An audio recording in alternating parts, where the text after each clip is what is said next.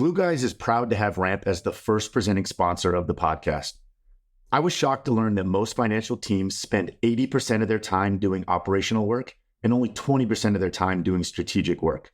Ramp flips that equation.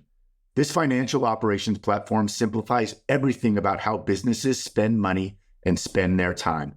With Ramp, you can manage spend approvals, control your expenses, automate your accounting, track your vendor relationships, and even book your travel. Ramp enables finance teams to focus all of their attention on what's most important. It allows companies to issue physical and virtual cards to every employee with spend limits, category restrictions, and automated compliance checks to ensure spend outside of expense policy is never allowed to happen. Ramp eliminates both manual expense reports for employees and removes the need for accountants to spend hundreds of manual hours each month classifying transactions so financials are accurate. The Ramp team is all in on saving their customers time and money. Ramp is used by best-in-class businesses like Shopify, Airbnb, Anduril, and many more. They all use Ramp to manage their spend and automate away tedious financial processes that just distract from the main thing. Ramp is easy to use. Get started now and build a more efficient team and a more profitable business. Whether you have 5 employees or 25,000, go to ramp.com/GG to sign up for free and get a $250 welcome bonus. That's ramp.com/GG. Hey. This is new year, it's 2025, right? How do you think about the coming year, right? And so much of our talk at this point has been rehashing old war stories, and we all still think we have a lot to do in this world. So, the new year is a great time just to reflect on what happened in the years past, and there's always optimism on January 1st for what's coming. And we just talked before the podcast, the world's a changing in so many ways, and AI and everything is changing every single day. So how do you think about 2025? Not to be a crystal baller here or a pontificator, but just, how do you think about, okay, how do you recalibrate and go forward to have a great year? Well, first question, Shane, from that, before we get to like the actual content, is structurally, do you guys do anything? Do you guys do you make a list? Do you have New Year's resolutions? How structured are you in the goal setting before we get to what the actual goals might be? What do you guys do, if anything? I try to go through my calendar and just write down good things and shitty things. Like, oh man, I had this talk in California with Ravi, and it was awesome. The feedback was great. The crowd was live. Like, that was definitely a highlight in November. But when I did that speech in Myrtle Beach in April, man, I was bad. Like, I just didn't have it. And I could tell no one really got anything from it. And so it's super helpful just to go through your calendar. And it's hard to remember the peaks and the valleys, but if you're looking at your calendar, you just write them out, and you get to see, oh yeah, this was a good month. This wasn't such a good month. I typically don't, and I don't think it's a good thing. Like, I feel like I've always got my head down, and I'm just like living in such like a short time horizon, like one thing to the next, like just the next couple weeks, right? Like, I'm always just like, what's on the front burner, and I never pull back and look. And I've never done it. I've never done the New Year's resolutions and things like that. I don't know why. I like the concept of it. Like, I do think you should pick your head up and like evaluate things. And this year, I feel like I've kind of been forced to in some ways, though. Like, at least in the last 6 weeks. Like, I think the combination of, certainly even the holidays and the New Year, but then the induction into the Hall of Fame really kind of forced a lot of reflection for me, right? Like, even just like who I was inviting, my wife throwing this big party. Like, I never did a retirement party, COVID was happening. And so it basically kind of turned into that. And then, it's funny, my ESPN contract's up after this year. So like Super Bowl, like technically is my last gig. And like, I mean, Back up the truck, ESPN. I know. Back up the truck. I hope to be back. I can say that. I agree with that, Shane. By the way, he didn't have glue guys before when he signed the first time. So I mean, No, now I he's got didn't. Well, multiple serious media leverage. properties. Serious leverage. No, but it's like forced a little bit to like what Shane, like you're, I think, kind of talking about is really for me with my wife, like what's important, the balance. And I think this is the biggest thing that I've struggled with since retirement is finding the work-life balance. Like my first couple of years, I feel like I didn't have enough going on, and it was it was a lot of being at the house and playing golf. And like I've definitely swung, the pendulum has swung, and I have a lot of like balls in the air right now. I feel like, Part of that too, Alex, though, like, as an athlete, I struggle with that too.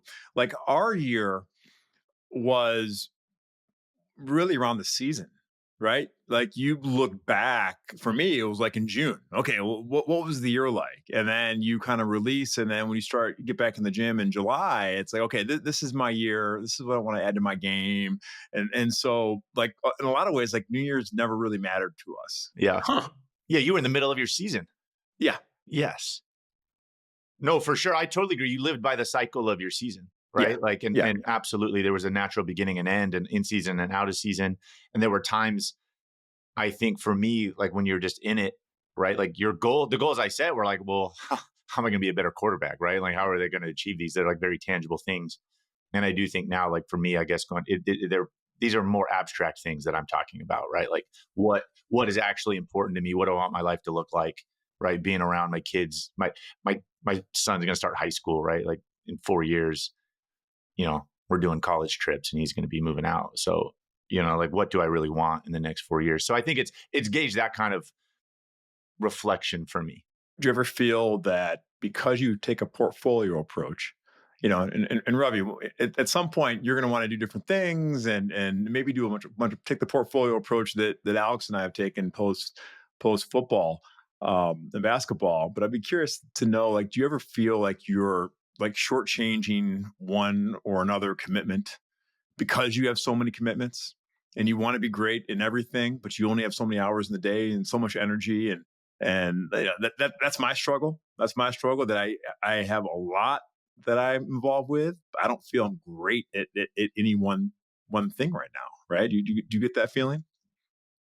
I mean, you're awesome on TV, so that's the caveat. Like you are awesome. So I 1,000% struggle with that because our lives were the exact opposite prior, right? Like we reached the pinnacle in a very particular field, right? Like that, and that was it. And it was our life for so long, and it is completely flipped. I do a lot of dabbling, right? And I'm not an expert in any of it, like, and I'm like feeling my way through. And again, like that entire time when we were playing, I think, it's coming to an end at some point. And so it's easier to just push all your chips in because it's not going to last that long. And again, now it really has forced me to kind of prioritize too, like the balance. And I think that's what that's the word that I feel like comes to mind most for me right now. But to your point, like if you have balance, how can you ever be great at something? Like totally. Yeah. it's the rub. So Ravi, there's no off season in VC. So how do you think of end of year, and when do you take time to reflect and like, well, end of year is natural. Obviously, everyone's trying to get their taxes straight and their the balance sheet straight. So it's become the de facto time to reflect. But is there a better time? How do you approach it? Mine is kind of around the calendar year, just like you said. Like that was fascinating. I didn't think about what you said about like that wasn't the unit that mattered for you guys. It definitely is a unit that matters to me. One thing about venture is you don't have like games every day, right? And so like when you look back at the end of the year, part of what you're looking at is like, how did I make good investments? How were the companies that I worked with? Did they have good years? How did I do? And I think the only reason that matters, Shane, as it thinks about the next year professionally, is you sort of need to figure out like, do I want to do kind of the same thing I did last year and the same approach, or do I want to take a different approach? That's hard because you're dealing with a 10-year time frame, right? So the data set is super incomplete to make a decision. What do I need to do different when you don't know for 5 years whether or not you made a great decision or not? Do you guys do like quarterly valuations though too? Yes, but nobody cares because like the thing about it is that like they can go up and down so much that like you really, it's not I shouldn't say nobody cares. It's that it's not a reliable metric of success because so much is based on the cycle. Well, how much do you do write-ups and write-downs? How often? We mark our portfolio every 6 months, right? But I think that by nature, maybe I'll just keep it in venture as a whole, like it's not as indicative of success or failure as you might think, right? Because the distribution of outcomes, as you know, is going to be such where like one of them is going to turn out to be amazing and two will turn out to be pretty good. And most of them will turn out not to be necessarily great.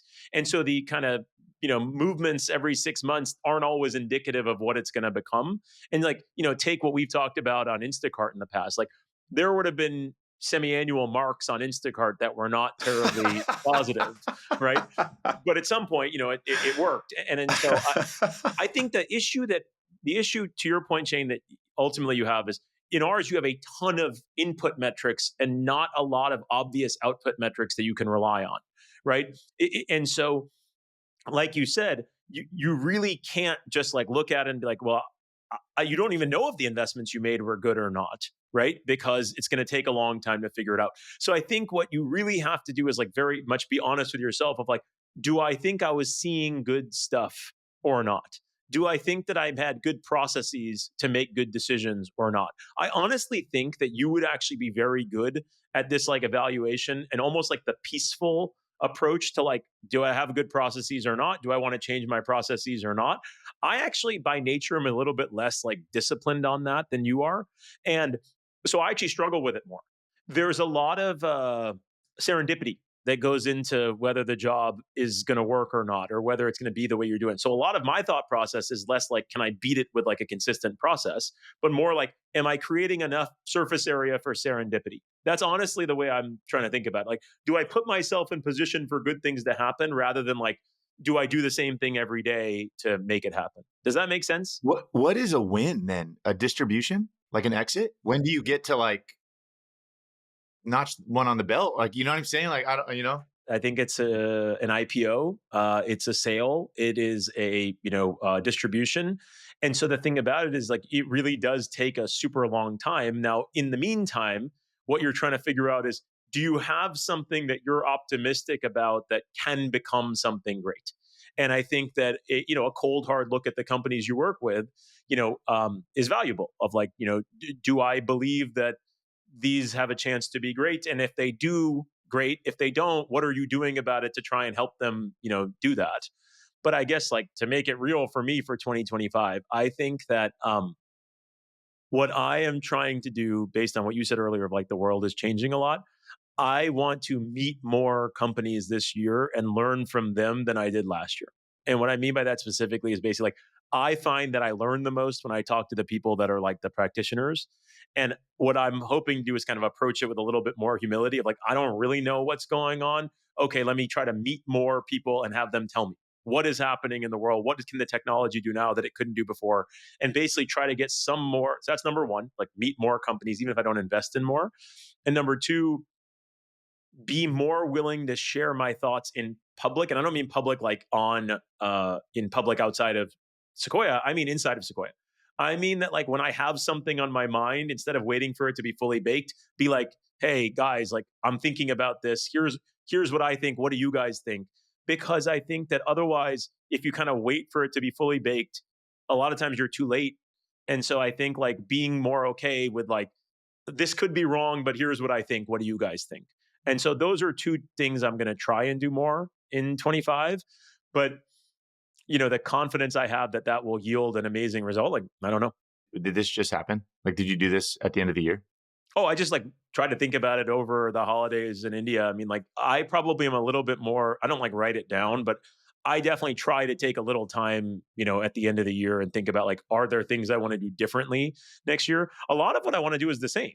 Like most of the joy I had last year came from like authentic moments with people I cared about, right? So I'm kind of like, I'm going to do that again. I want to have those moments. The same speech, the Coach K visit, the times all three of us have had together, like some of my time with the kids, like that is the stuff I'll remember from 24. So there's like a personal section and a professional section. Flag football title. Flag football title, undefeated. You got to write these things down. We just did dinner last night. My wife emerged from one of the boxes where we just moved and found two big mason jars full of pieces of paper. And we called it the jars of awesome, 2016, 2018. And so, yeah, we'd forgot about it. So this is, almost 10 years. And How does it work? so whenever something awesome happened, you take a piece of paper and write it down and stick it in there and forget about it. And we had not revisited it in a decade, literally. So 2016, I have my son saying like, "Oh man, my little league game was awesome. I had the game winning double," and I'm like, "Oh my gosh, I remember that game." Right. And just like the small moments, talking to you, Ravi, about going back to India over the holidays, like, man, write those things down, put them in the jar of awesome, and stick it somewhere where you forget about it and you lose it. And one day you open up and it was so fun to spend an hour just laughing. That is a all great Yeah, idea. it's like a gratefulness the practice. jar of awesome. Yeah. Yeah. 2025 jar of awesome. It doesn't have to be significant. It could be the most minute thing that makes you laugh. And that's when you look back at that, those are the things that matter. The jar of awesome, dude. Because Alex, I've had a grateful journal in the past, and like I kind of do it. And I actually always love when I do it, but I always fade. And like just doing it. Whereas the jar of awesome is kind of cool. Just like you can just whatever, write it down, put it in the jar, and everyone like you have the family connectivity of it is good. Um, Shane, that's a good idea. It was awesome. I mean, one of our memories, like we were in the Caribbean on vacation, took my son golfing, and a monkey stole my golf ball one time. Like I hadn't thought about that in 10 years. The damn monkey stole my golf ball. But like, I mean, I'm with my son, and we'll never forget that. And so it's just those are things that matter. At the end of the day. You know what would have gone in the jar of awesome, speaking of golf, would have been my dad getting a hole in one, his first hole in one ever last year, playing with Savin, and just putting the biscuit in the basket. That would have been a jar of awesome. Dude, when you told me that story, I still can't help but think that like that is such a core memory for Savin. 1,000%. He will remember that, and like tell his grandkids one day. Dude, it was so improbable, Alex, that I asked Savin privately. I was like, "Hey, listen," because he had like run up there, and I was like, "Sav, like, did you put the ball in the hole? Like, did you? You can tell me." And he was like, "No, Dad, I didn't." And I'm like, "Okay, like, but like, you don't have to tell Papa, but like, did you?" And he was like, "No, it was in there." I'm like, okay, good. Shane, the monkey stealing your golf ball. Did I ever tell you that this is so stupid? Did I ever tell you about I got hit by a horse-drawn carriage in New York one time? Oh, no. Okay, so I was driving in New York, and this is like, I don't know, 17, 18 years ago. And I am in, this car, and all of a sudden, like behind me is a horse-drawn carriage, like a huge horse and like a big carriage behind him.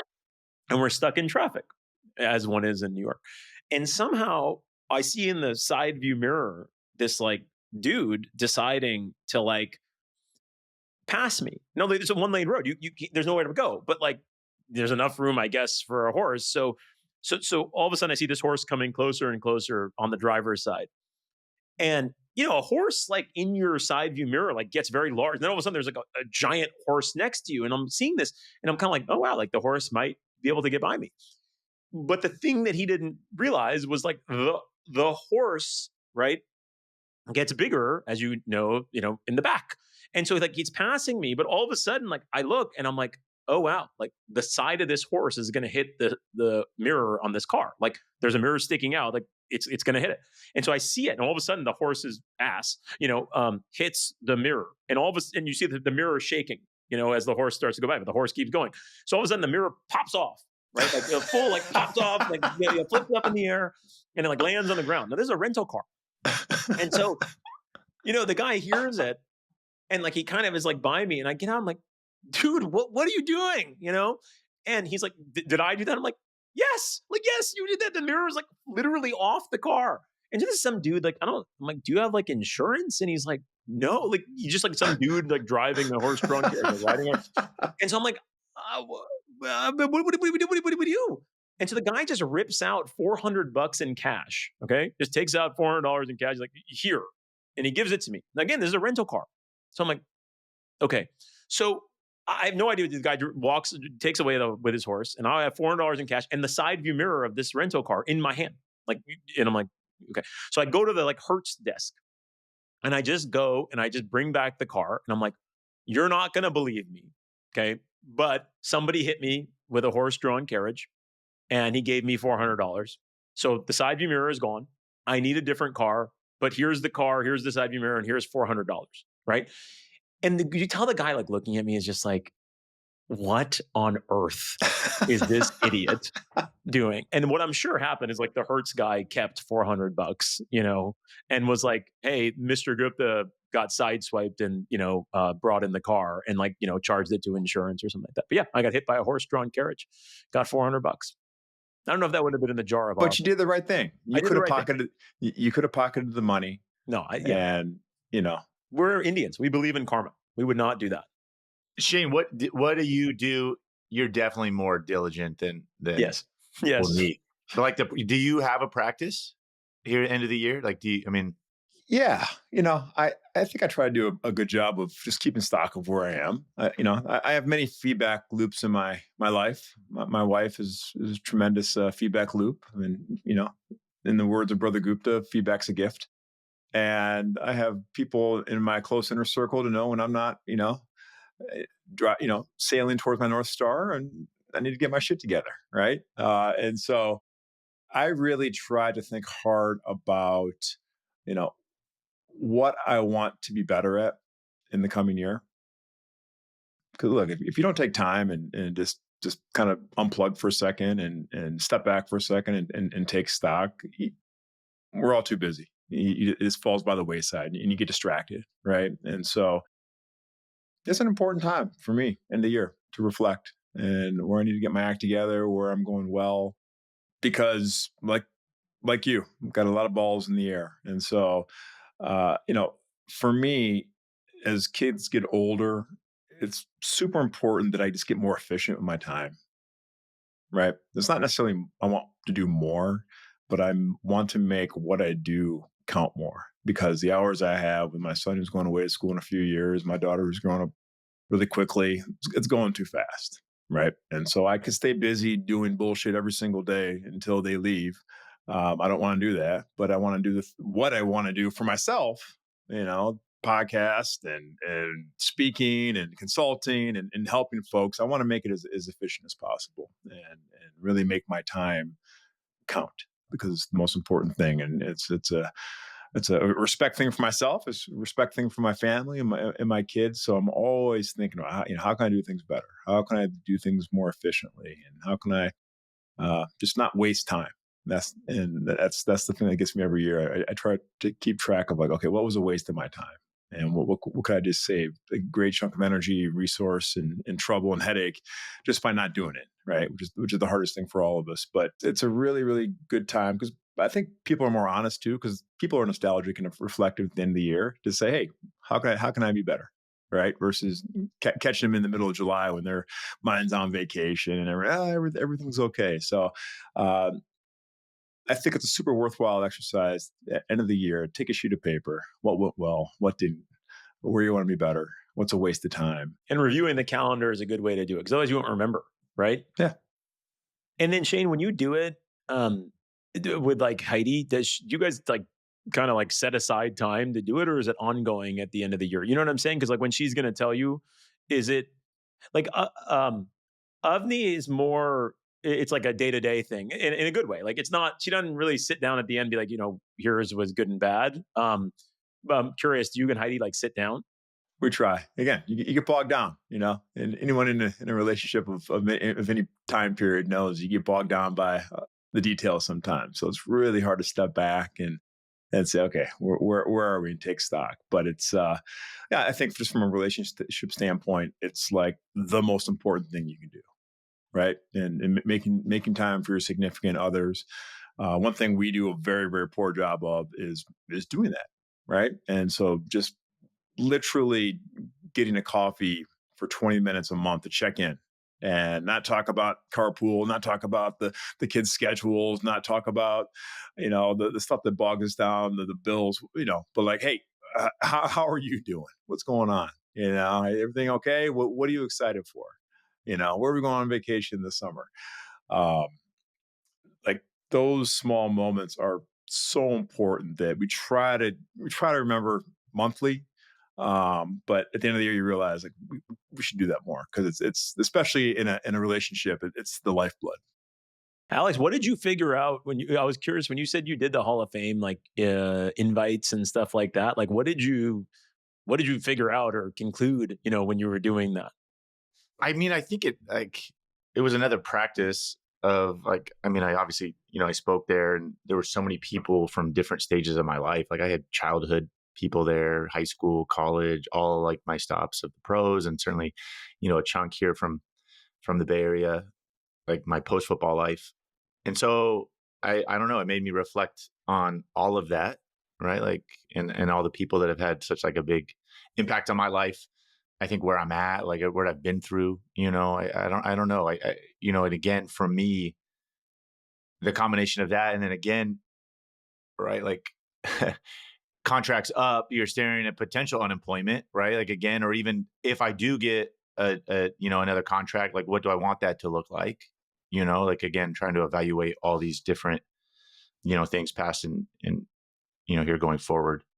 I was definitely at a moment here over break where like, and this never happens to me, but like I definitely, like Shane, that you're talking about, like I wanted to press pause. Like if I could press pause right now, like with my kids and like where we're at and like how things are going, I would. And like certainly it was a grateful moment. I meant that in like a grateful way, like obviously, and you realize like this is, obviously not possible. But yeah, I mean, I think again, like the speech element of it, like I distinctly remember getting up on Saturday mornings, like as a 8-year-old kid, and just like the joy of watching college football and reflecting back on that. You just get lost on it, and all of a sudden it'd be so weird to the induction. So I again, like it forced me into the reflection, right? And normally this time of year I just don't do it, right? I feel like And you're so lucky. I mean, most people don't get that moment, yeah, Totally. right? They, yeah, they they get that moment. It's at their funeral. Totally. So yeah, Totally. yeah. depending on what you believe, you may or not be there to appreciate it. And so when I went to the Hall of Fame and being surrounded by loved ones, um, it's special to be able to take stock and understand the journey. Most of us just grind and grind and grind and grind, and they look up, and most of their friends have moved away or passed on or whatever, and you're left with your memories. So uh, congratulations on that moment. It's rare. It's rare. And I think to your point, Shane, having it at a young age where you can still like you're old enough to reflect, but young enough to still like have a lot in front of you. That's very unique, right? Because like I think that's actually funny enough. One of the positives, all these negatives of like being a professional athlete, of like you finish that aspect of your chapter or career early. But the positive of it is like you get that moment, like your kids are there, they're involved, they're around, they're like one of the best parts about Alex's thing was like his kids played a big part in like the speech before his. They were like asking his former coaches questions. Yeah, that is very unique. The thing that I was thinking about, like for people that are not, I would presume that the majority of the Glue Guys listenership is not going to have a Hall of Fame induction somewhere between 35 and 45. But I was thinking about for like the rest of us, my moment, like you described, Shane, was actually at my 40th, where you were at my birthday. Just because, like, kind of getting a moment where, like, you have all these people that you love and that love you and that are like around, and you get to talk to them and you get to say what they mean to you. You know what I'm saying? And they are there to hear it. And it's like an appreciation in the moment rather than just like when it's over. And it felt really good to me of like getting to tell everyone how much they meant to me and then being like, and we have a lot of years left of doing this. Like it's not just at the end of it. And I thought that that was like a very cool thing. That's something like I'll remember forever. Shane, this is a totally random question again, but can we get a little inside basketball right now? There's the drama. Come on, man. High drama. There's always drama, Alex. There's always drama. Everyone has problems. Okay, in sports, even the championship teams. Okay, even like the Miami Heat, when I was going for back-to-back NBA championship, we were still dealing with bullshit. Okay, the bullshit was maybe smaller. That's the fallacy. There was no like hunky dory situation on any sports team. Have you played on one where there hasn't been, any drama, any Well, smooth I do sailing the think there's entire year? obviously there's a fine line. I've been there. There's healthy conflict on good teams, right? Like there is, like that does happen. It's not all like, roses and flowers, like, but you very quickly, it can become drama, right? And I think when you like, I mean, to me, that has a negative, like it very quickly can become a distraction and clearly suspending your star for 7 games. And I mean, Well, you know what? The great Pat Riley said, you can't have 12 milk drinkers. You got to have a couple guys drink Jack, right? And we talked about the tension that you need in a locker room, and it's a fine line. That's the part that's interesting to me, is the fine line, right? Which is like, well, where does it go from like healthy tension to drama? I learned a ton from Pat Riley when I played for him. And he and I have very different styles. All right, we disagreed on a lot, but we agreed on a lot. And what I will say about Pat that I respect is just his conviction to what he has built. Right, and I think all the great leaders we've had on Glue Guys share their view. From Fiji to Doug McMillan, that Urban.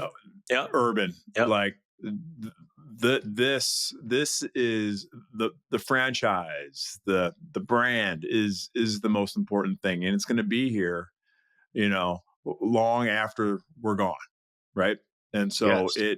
we have to do whatever we can to protect this, because it means something, because we built something special here. And I'm sure you see it in business every day, Ravi, that there are leaders out there that don't believe that, right? They're just trying to turn a profit or grow EBITDA, whatever, and those companies don't make it, right? And so the belief, and what I take away from Pat Riley is, that dude believes every last fiber of his core about the culture of the Miami Heat, why we're here and why we're successful. And it was amazing to be a part of for the many years I was with the team. The thing that is crazy about that, in my opinion, is like, so one, I totally agree. Yes. Like, I think that like, that whole, that whole expression of like shipmates me, like the ship has to come first and then your teammates come and then yourself comes. Like the people that really put that, they think like that, they behave differently. So I definitely, I think that that's right. What I really find interesting about the Heat situation specifically here is the Heat culture is so, from the outside, based on like hard work, right? Like just this extreme, like grittiness, grinding, hard work, thing. And it just teaches you that there's definitely different layers to the culture. Because interesting, as like you study humans, people change. That's one of the biggest things I learned in the Coach K episode. Was I asked him thinking he was going to be like, yeah, I just like know people. Like I can figure it out. And his thing of like, no, people change and I have to change with them. And I never really know them. I kind of have to like always see where they're at. That was like, I wrote that down. I think about it all the time of like, how many people do we freeze in time, or how many people are freezing me in time? I thought that was one of the coolest things that he had said. It's an amazing skill, because we're all guilty of that. We are all guilty. We freeze a lot of people, whether it's our significant other, our children. But it's an amazing insight. Very, very difficult to implement. Very difficult. On that note, it's the exact note. Like you're not the same. Like you constantly, like, I think of Kansas City and Andy Reid, right? And this is just honest, right? Like I don't harbor any bad feelings towards Andy, right, for trading me after 5 years. And my family, though, like it's not all the same, and no different with Jim Harbaugh, right? Like when he, like same thing, right? Like benched me and then trades me. And there's certainly like, like my wife and mom, like those are things they're never going to let go of. Yeah. Ever. And so they have a hard time. Like when I speak positively about both those guys, and like they have a very hard time with that. And so true. It's so true. So real. But I think from a leadership standpoint, again, going back to the point, like there are so many people, like, to think about what the Chiefs have accomplished and even like Andy's career, but like the shelf life is short, right? Like for players, and you do, I think if you held on to what a guy had accomplished or done for you or done for the team or like the boat, to your analogy, Ravi, like you're constantly not, like if you hold on to that emotional standpoint from it, like you're not doing what's best for the boat going forward. Like there are so many guys that like he chipped me off, and like Jamal Charles and like Donovan McNabb, and like you do have to do what's right. But don't you think it's a weird contradiction? Because as a manager of people, right? Whether it's a coach or a manager or an executive, all you want is consistency. You want to know what you're getting into every single day, right? You don't like surprises. People in leadership do not like surprises. So we talk about spiky people, and people will be willing to deal with spiky people if the talent is commiserate, but they don't want spiky, I guess, execution or performance, right? And so that's the rub. So that's the rub. Even though like the one thing that's going to change, one thing that's constant is change. Is people, and we're going to change, and our mentality is going to change, and our abilities are going to change, and our motivations are going to change, and with the wind. And so it's just super interesting to hear Coach K say that when it's a contradiction in a lot of ways. We crave that certainty. So can I tell you something that I wholeheartedly agree with what you said on the contradiction, and I think that Alex, like the example you give of like this person needs to care about the team first, right? But then in order to care about the team first, they basically have to they have to make a lot of changes on personnel. And let's say in sports it's the most, but in business you also have to do it, right? And the thing that I thought that was cool from Coach K was his point of like, I'm always going to tell you the truth. It actually allows you to like bridge the gap a little bit in that very, very, very hard thing, which is like, okay, we all agree that, the team is the most important thing, right? Yes. Okay. Now, if I have to tell you the truth, my obligation is to tell you, you are no longer in your current form the best thing for this team in that position. That sucks. That's a ridiculously hard message. But by putting like, we look each other in the eye, we always tell each other the truth as like number one, I think he found a way to like really bridge that gap and he doesn't make it a contradiction because he's like, I told you from day one that the most important, I was always going to tell you the truth.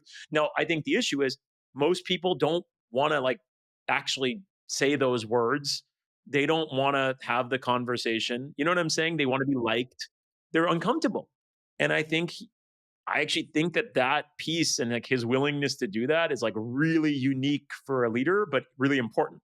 And I think if you live by that daily, you probably don't blindside somebody either, right? Like the writing is probably on the wall, and I think it potentially has been.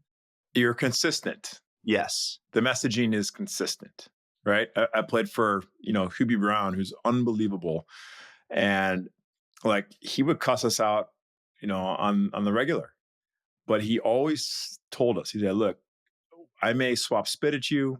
I may, cuss you out. I'm never going to embarrass you, but I'm going to demand excellence. But tomorrow we will always start new." And he lived it. And so, again, to Coach K's point, where we look each other in the eye, we don't lie. Every day when we walked in, Hubie never brought in the argument we had yesterday where he was pissed at you, and called you all sorts of names. You start new. And like, that is so difficult. It is so difficult. I haven't met a coach yet who doesn't hate their team at one point. Every player on their team. I don't care if that's LeBron. I don't care who that is. Every coach hates their player at some point for their performance or their attitude, whatever it is. But to start brand new, man, that's an amazing lesson that we could all learn from. Yeah, I think that consistency, I even think it's broader. I agree with you, Shane. Hubie's consistency was starting new, right? Even after doing it. A friend of mine used to tell me, I don't know if this is true, but this is what he would say. He's like, the definition of trust is consistency over time. It's just like, basically what ends up happening is like somebody sees how you are for a long period of time, and then they learn to trust you because they can predict the way you'll be. You know what I'm saying? Because they have some idea of like your algorithm or mental model. What if you're like a bad person consistently? Does that?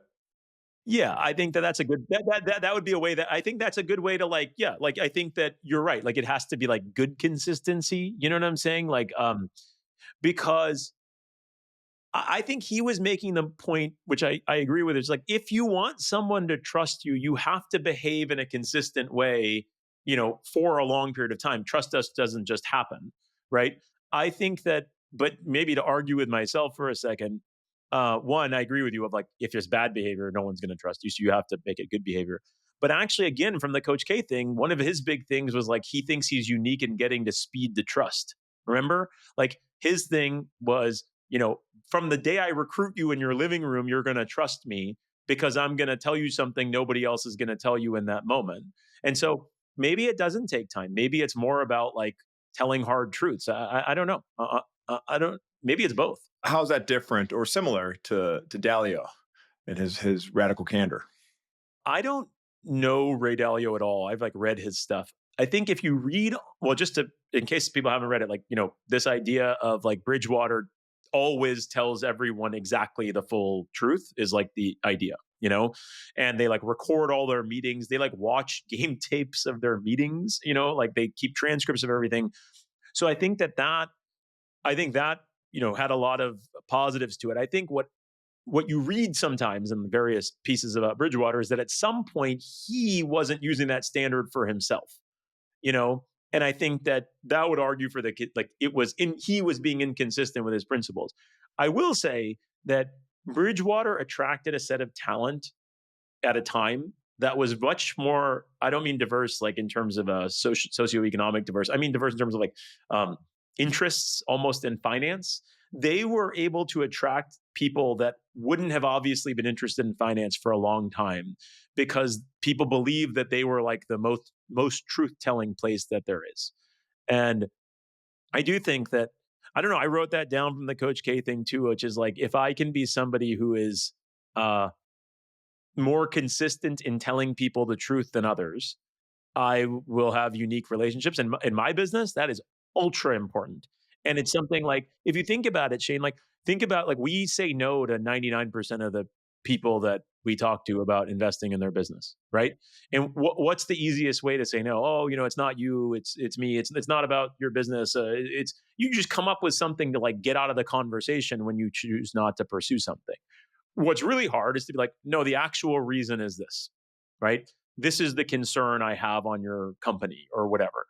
And it's very hard to tell people the truth in that situation, but something that like I'm trying to do a lot, because I think as like an entrepreneur, as an executive, most people don't tell you and you don't get the benefit of it. And when I look back to my times at Instacart, even the people that turned us down to fund us, I am very grateful to the very few who told us the actual reason why, because it was helpful. Like one of the guys I'm very close with, who actually lives in Woodside, I don't know if you know him, Alex, Mark Casey. Do you know Mark?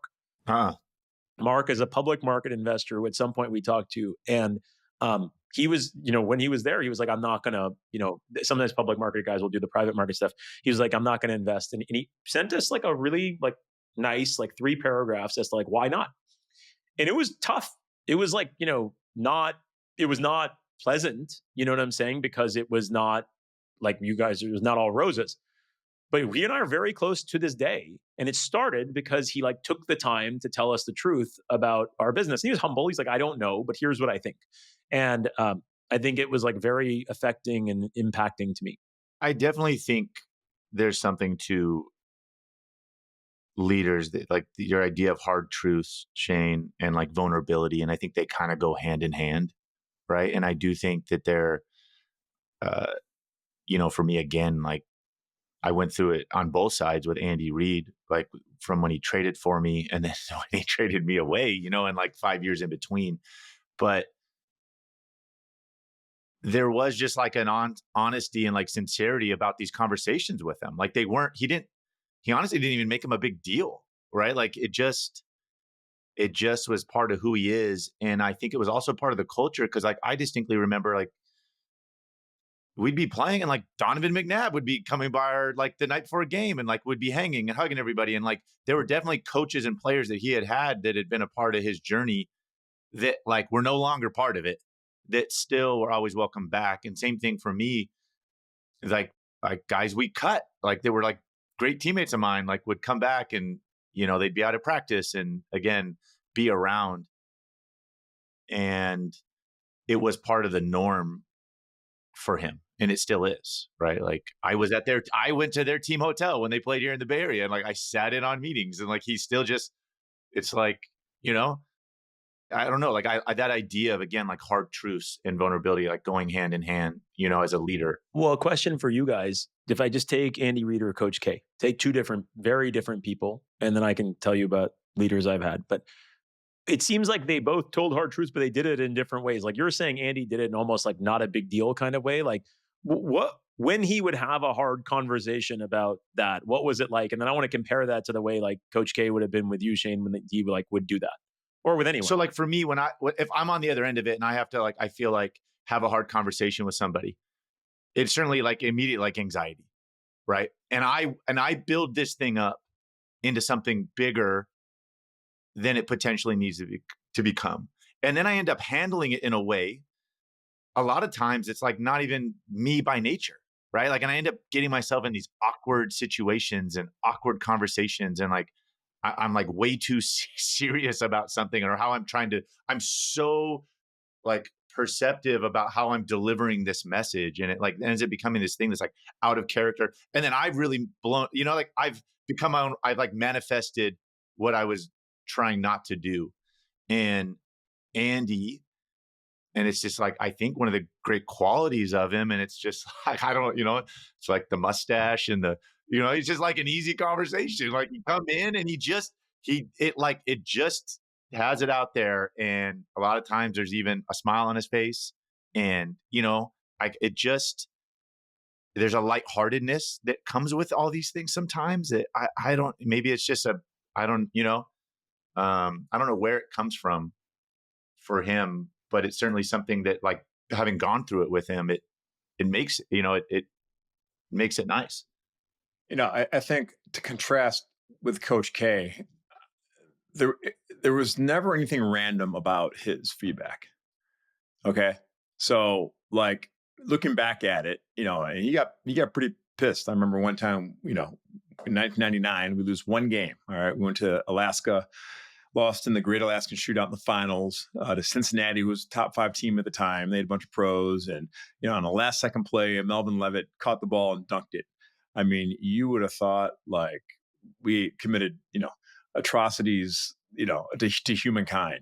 I mean, I'll never forget that flight home from Anchorage, Alaska to Durham. No one talked. I mean, that's a long ass flight, right? No one talked. No one looked at each other. No one smiled. Nothing.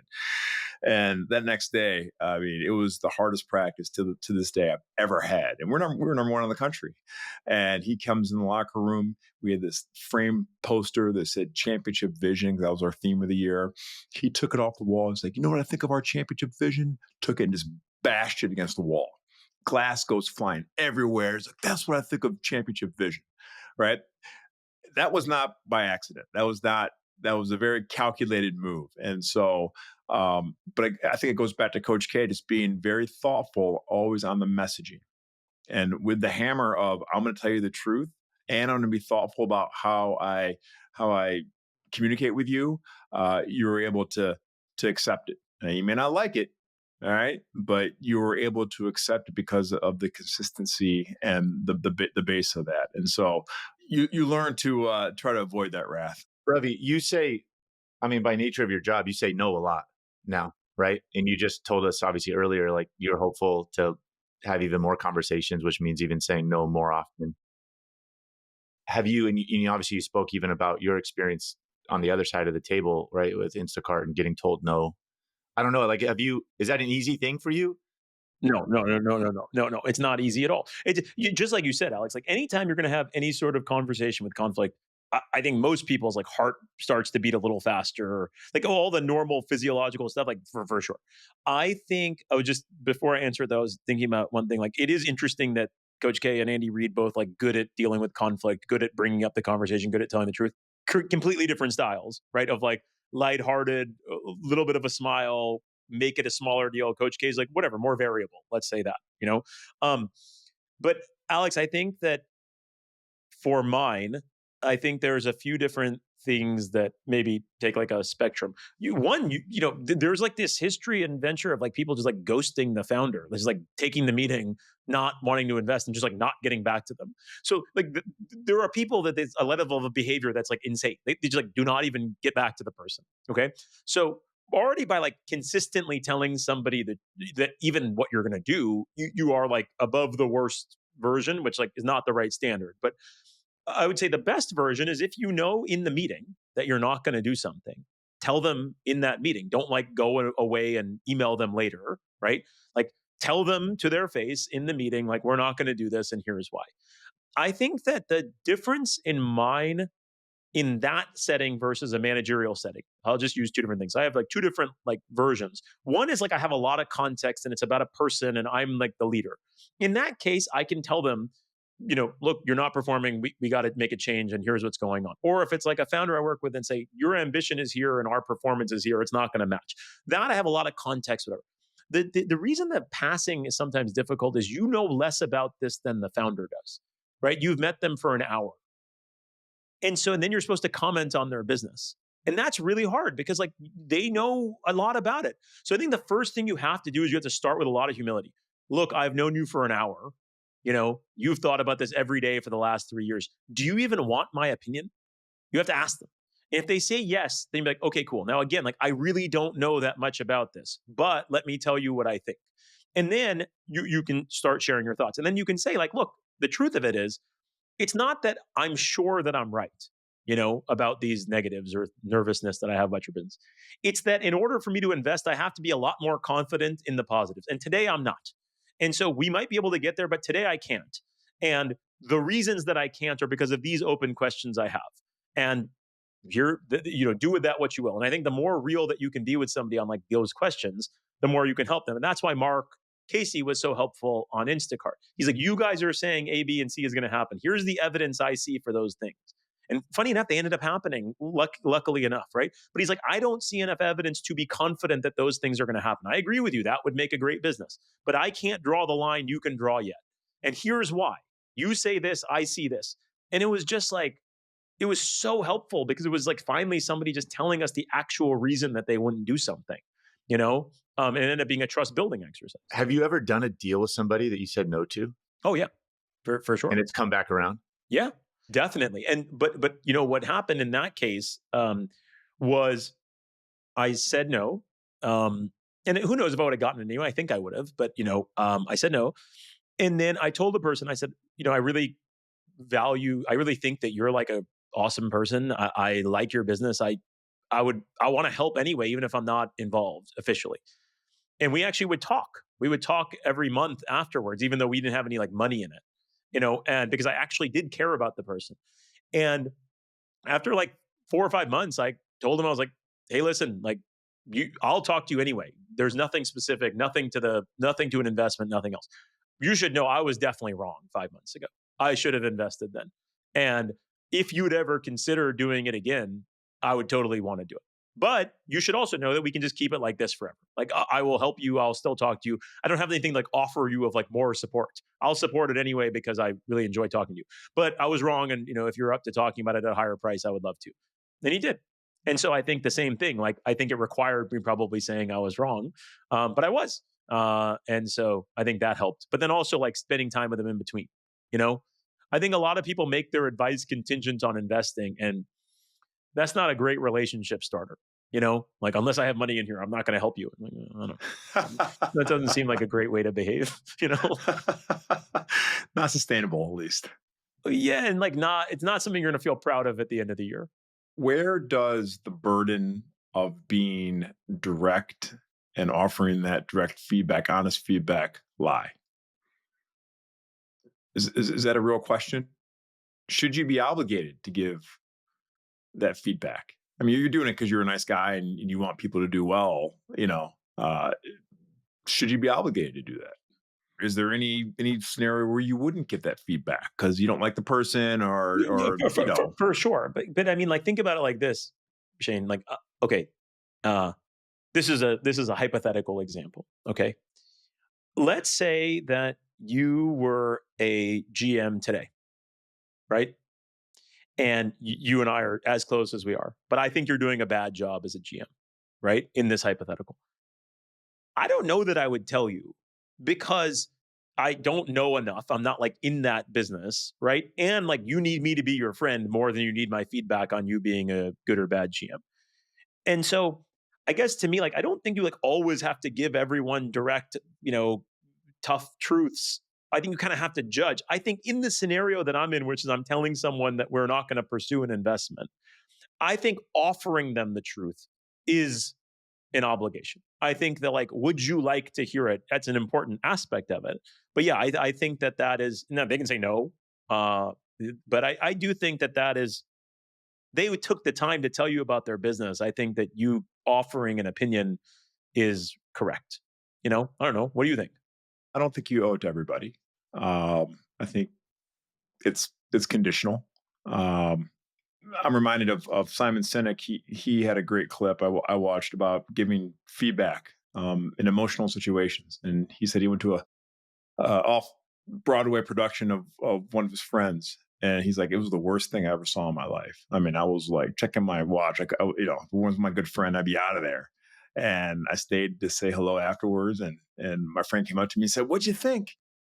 And obviously just so proud of her performance, and like he's like, that is not the time to be direct. And so my comment was, I love watching you perform. I love your passion. I love, and it was a very nice way, saying like, I'm here to support you. And then the next day, when the adrenaline had worn off, and he called his friend again and said, "Hey, do you want to know what I thought about the play?" And that's when he delivered the rational feedback. And so, in your situation, as much as it is rational, it's emotional because you're dealing with the Oh, for founder's sure. baby for 3-4 years, right? So, Simon always says you got to match emotional with emotional, rational with rational, and you get in trouble, especially when giving feedback. When you try to match rational with emotional, no bueno. I think that is a very good point, which is that you got to see what kind of state of mind the other person's in. And you either have to judge it or ask it. But I like that Simon saying, I think there's a lot that I learned from listening to him, but that one's a good one. I've learned that the hard way with my wife. I love you, Audie.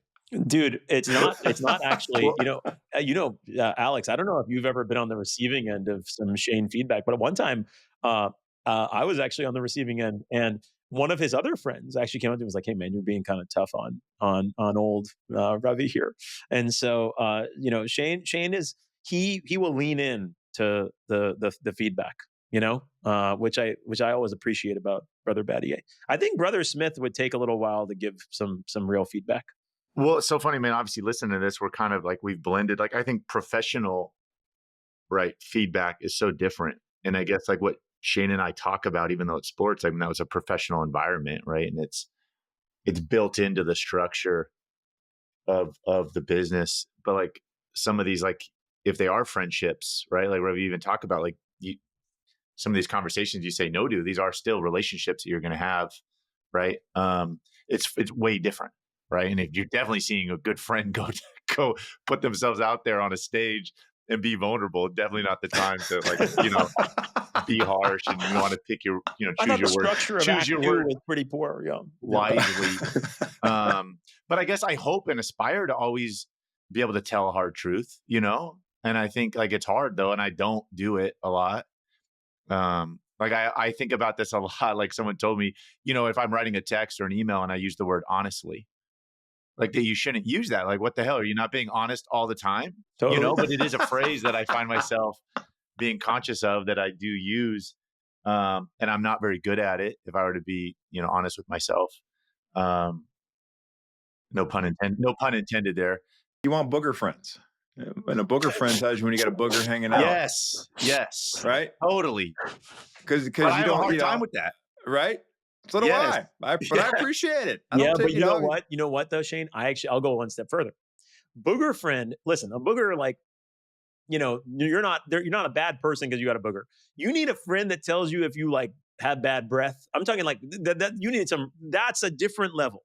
Because then it's like, no, I need you to do something about it. It's not like nobody's fault. It's your fault.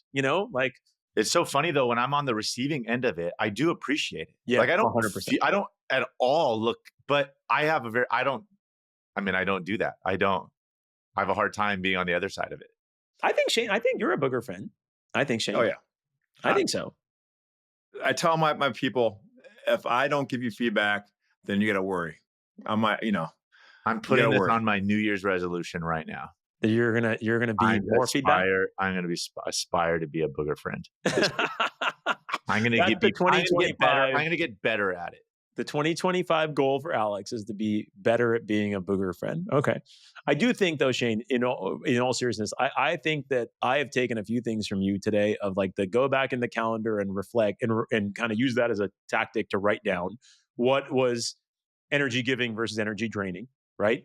The second thing of the jar of awesome, like big deal. And then the third thing is, be a booger friend. I feel like those are three things that I like.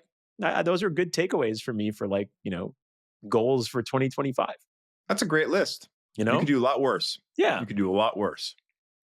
All right. I'm gonna turn us off. Hey.